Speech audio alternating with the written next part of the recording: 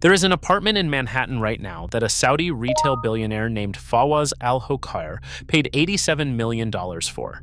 It sits on the 96th floor of a tower on 57th Street that he cannot sell. Not because he does not want to, because nobody will buy it. In June 2021, Alhokair listed the apartment for $169 million, hoping to flip it during the post-pandemic luxury real estate boom. Every ultra-wealthy family in the world was showing up in Manhattan with cash. By May 2024, he had cut the asking price to $15 million. As of the most recent reporting, the listing has been on the market for years. Nobody has made an offer. Not at $87 million, not at $50 million, not at $15 million. The wealthiest buyers on the planet have looked at his apartment, done their diligence, and walked away. Alhokair is not alone. Thomas Peterffy, the founder of Interactive Brokers, sold his 84th floor apartment in 2024 for $13.5 million. He had paid over $22 million for it. Jennifer Lopez moved out. Harry Macklowe, the developer who sold every unit in this building, was foreclosed on by his own business partner inside his own tower. The architect Rafael Vinoly died in March 2023 without ever seeing the worst of what came out in the depositions. And in April 2025, the residents who are still living inside the tower filed a 46-page complaint that documents 1,893 defects and alleges a 10-inch crack in the building's structural spine. This is 432 Park Avenue, and this is the forensic breakdown of exactly what the residents inside it now know when they figured it out, and why the wealthiest people in the world cannot escape a building they cannot afford to keep and cannot sell to anyone else. Before you understand what these residents know today, you have to understand what they were sold. The year is 2013. Manhattan's Billionaires Row is still under construction. The city is coming out of the aftermath of the 2008 financial crisis. And a developer named Harry Macklowe walks into a marketing presentation to announce what he calls the building of the 21st century. 432 Park Avenue, 96 stories, 1,396 feet tall, the tallest residential tower in the Western Hemisphere, designed by celebrated architect Rafael Vinoly and structurally engineered by WSP Cantor Sanook, the firm that had helped invent the modern supertall. The sales materials were spectacular, a $1 million marketing film that would eventually be nominated for a broadcast. Emmy showed a tightrope walker traversing an actual steel cable strung between the Empire State Building and 432 Park. The message was clear. This tower had earned its place in the same conversation as the greatest skyscrapers ever built in Manhattan. It would define an era. It would appear on postcards. It would be the address every wealthy family in the world wanted their name attached to. The buyer pool responded exactly the way Macklowe and his co-developer CIM Group had projected. By 2014, before construction was even finished, half of the building's units had sold for a collective $1 billion. By 2015, 90% of the tower's inventory was under contract for over $2 billion in total sales. Every closing tightened the market further. Fawaz Alhokair signed the paperwork on his $87.7 million penthouse. Thomas Peterffy took the entire 84th floor. Jennifer Lopez and Alex Rodriguez moved into their unit by 2018. Bruce Flatt, the CEO of Brookfield Asset Management, was reported to be among the residents. The chairman of a Russian mining conglomerate, a former head of state from an oil-producing country whose name never appeared on the deed. A dozen billionaires whose identities are still shielded behind Delaware LLCs to this day. Total project sellout reached $3.1 billion. Harry Macklowe and CIM Group cleared a reported $900 million in profit before the first pipe burst. Serena Abramovich was not among the trophy buyers. She was a working professional who had spent her career building toward the kind of Manhattan address that once represented a rival. She bought a unit in 432 Park Avenue because she believed the marketing. She believed the tightrope walker. She believed the words, building of the 21st century. She was going to live there. It was going to be her home. Years later, Serena Abramovich would tell the New York Times exactly what she and every other resident had figured out. She said everything in the building was camouflage. The marble in the lobby, the private members' restaurant, the concierge desk, the white glove service. Every detail that had justified the price point was a set piece designed to distract from what was actually underneath. What lay below the surface was a construction that could not do the job that a building at this price point was supposed to do. But that would come later. In 2015, on the day the first residents moved in, nobody knew any of it yet. Every disaster starts with something small. Ask any resident who was in the building during the first 2 years, and they will tell you the same thing. It was not one big moment that changed everything. It was 100 small moments that added up to a picture nobody wanted to look at directly. The elevators felt strange at first. On floors above the 60th, they would slow noticeably in high winds. Sometimes they would stop entirely. Residents assumed this was a safety feature. It was. But the frequency was troubling. In a proper supertall, a wind-stalled elevator is a rare event. In 432 Park, it happened often enough that residents started planning their exits from the building around the weather forecast. Then there was the sound. Every supertall building makes noise. Concrete creeps. Steel expands. Wind moves around the exterior. But the sounds inside 432 Park were different. Residents on multiple floors reported hearing what one described as a groaning inside the walls. Another said the metal partitions in the utility spaces sounded like they were being pulled apart by hand. A third resident said the whistling in the doorways during a moderate wind event was so loud she could not sleep without noise-canceling headphones. The pipes were the worst of it. Multiple residents reported that when the building swayed above a certain wind speed, the pipes inside their walls vibrated so violently that they made using the bathrooms impossible. Water sloshed out of bathtubs. Toilet water rocked visibly in the bowls. One owner told a reporter that during a moderate spring storm in 2018, she could not brush her teeth because the water inside her sink was moving in patterns she had only ever seen on a boat. Then there was the trash chute.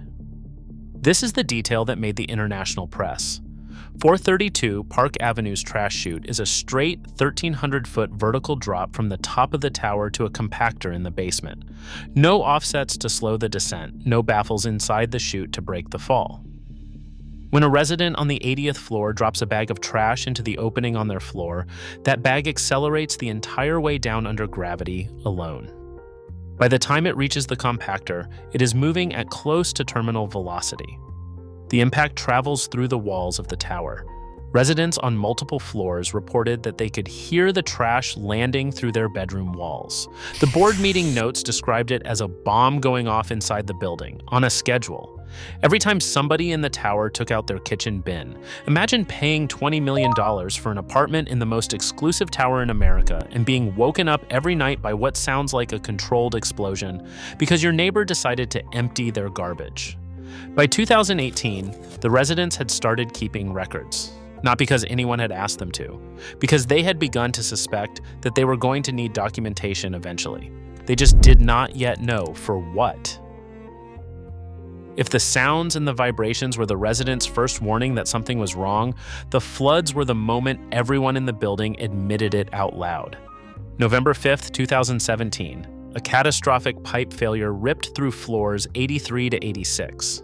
Water poured down through multiple stories of the most expensive residential building in the Western Hemisphere.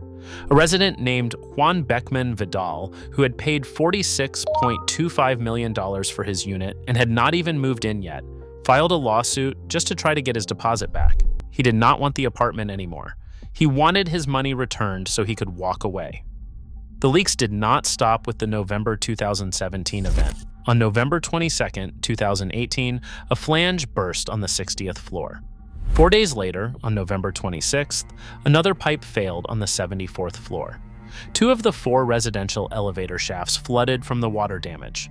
The total documented water damage in 2018 alone came to $9.7 million in a single year. 35 apartments were damaged by internal flooding. An elevator outage stretched into weeks. Insurance premiums on the building rose 300% in 2 years. By this point, the residents had figured out something important. Whatever was happening inside 432 Park Avenue was not a matter of individual defects that could be fixed one at a time. It was a systemic issue. Every system in the building appeared to be failing at some level: water systems, electrical systems, HVAC systems, elevator systems, the dampers at the top of the tower. Every component the residents relied on to make their apartments habitable was misbehaving in different ways at different times, and the pattern connecting all of them was that whatever had been installed did not match what had been sold. Then came Halloween night, October 31st, 2019. It is the moment every resident in the building tells the same way because it was the moment nobody could dismiss anymore. The wind picked up over Manhattan that evening. A resident stepped into one of the tower's residential elevators to head down to the lobby. The elevator began to slow, which is how the automated safety system is designed to behave in high winds. Then it stopped completely. Then it just sat there. That resident spent 1 hour and 25 minutes trapped inside a wind-stalled elevator car, somewhere in the sky above 57th Street, with no way to move up or down while the building swayed in a Halloween storm. Rescue took most of the night. In June 2021, an electrical explosion ripped through the building. It was the second electrical explosion in 3 years. By this point, the residents had reached a conclusion that changed everything. They had figured out that if they wanted answers about what was actually happening inside their walls, they were going to have to hire their own engineers, pull their own core samples, and file their own lawsuit. Because nothing about what Macklowe or CIM Group had told them since the tower opened matched the reality of what they were living through every day. Before I get into what those independent engineers actually found, hit the subscribe button now if this is the kind of story you want more of. This channel digs into the most expensive corporate betrayals in American real estate, the buildings the mainstream press stops covering the moment the lawyers show up, and the engineering disasters that only become public because residents refuse to stay quiet. Now let me tell you what happened when the residents finally hired their own team to figure out what was actually wrong. The condo board took control of the building from the developers in 2019. Under New York law, once a certain percentage of units have been sold in a new condominium, the developer must hand governance of the association over to the residents who now own the property. What the new board did next is the reason we know what we know about 432 Park Avenue today. They hired independent structural engineers, they hired independent mechanical engineers, they hired forensic accountants, and they gave those teams a simple mandate. Do not protect anyone. Do not soften anything. Find out exactly what was built, exactly how it differs from what was designed, and exactly what the cost is going to be to fix it. Over the next 24 months, that investigation produced findings that shocked every consultant who reviewed the data. The first finding was mechanical. According to the residence engineers, 73% of the mechanical, electrical, and plumbing systems in the entire building had not been built to the original design specification. Take a moment to understand what that means. Not a few systems, not the ones that had failed loudly. 3 out of every 4 major building systems across 96 stories of a super tall skyscraper were installed in ways that differed from what the engineers of record had specified. Water pipes rated for one pressure had been substituted with pipes rated for another. Electrical conduits sized for one load had been replaced with smaller versions. HVAC ducts specified in one material had been installed in another. The engineers found deviations from the drawings so consistent and so widespread that they could not be explained as isolated construction errors. According to the lawsuit, the pattern indicated deliberate substitution. The second finding was structural. This is the finding that put every structural engineer in America on edge. The building's central structural core, the reinforced concrete spine that holds the entire 1,396-foot tower upright against every wind that hits Manhattan, allegedly contains a crack that runs 10 inches deep into the concrete. Not a hairline crack, not a settlement crack from concrete curing, not a surface fissure. A 10-inch deep fracture inside the load-bearing spine of the tallest residential building in the Western Hemisphere. The engineers who reviewed the data reportedly did not want to put their findings into a court filing until they had triple-checked their measurements, because the implications were significant enough that being wrong would end careers. They were not wrong. The third finding was about the facade. According to the lawsuit, engineers had warned Macklowe years earlier that the exterior of the building needed to be sealed with a specific elastomeric coating designed for super tall exterior concrete. Macklowe reportedly refused. The elastomeric coating would have altered the visual appearance of the white Portland cement, giving it a slightly different texture that Macklowe felt would reduce the tower's appeal to ultra-luxury buyers. So instead, the developers directed the contractors to use a clear silicone material, the same silicone product used to waterproof the hulls of yachts. On the most expensive residential tower in the Western Hemisphere, in one of the harshest weather environments in the eastern United States, the residence engineers now allege that water has been actively seeping into the structural columns through the failed silicone seal, that the steel reinforcement inside the concrete is corroding from the water infiltration, that every winter of freeze-thaw cycling is expanding the corrosion, and that the 10-inch crack in the structural spine is exactly the kind of damage that a properly sealed facade would have prevented from ever forming in the first place. The fourth finding was financial.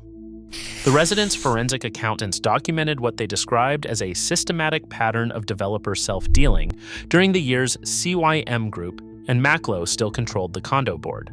Contracts awarded to companies with connections to the developer at above-market rates. Building services billed to the association for tasks the association's accountants could not verify had actually been performed. And in the days immediately before control was handed over to the residents, computers that Florida law would require to be transferred with complete financial records had been wiped clean. The forensic team could not reconstruct where every dollar of the association's early funds had gone. Every one of these findings ended up in the April 2025 complaint. The lawsuit runs 46 pages. It documents 1,893 defects. It alleges deliberate concealment by the developers, and it seeks $165 million in damages. Here is the part that separates 432 Park Avenue from every other engineering disaster in modern American real estate. The residents did not just discover the building was compromised, they discovered the market already knew. Watch how the numbers turned on the people who paid the most. Thomas Peterffy, the founder of Interactive Brokers and one of the wealthiest men in the country, sold his 84th floor unit in 2024. He had paid over $22 million for it during the initial sales in 2015. The final sale price was $13.5 million. A 40% loss on one of the most sought-after floors in the building, taken by a man who understands financial markets better than almost anyone alive. If Peterffy could not hold the value in this tower, nobody could.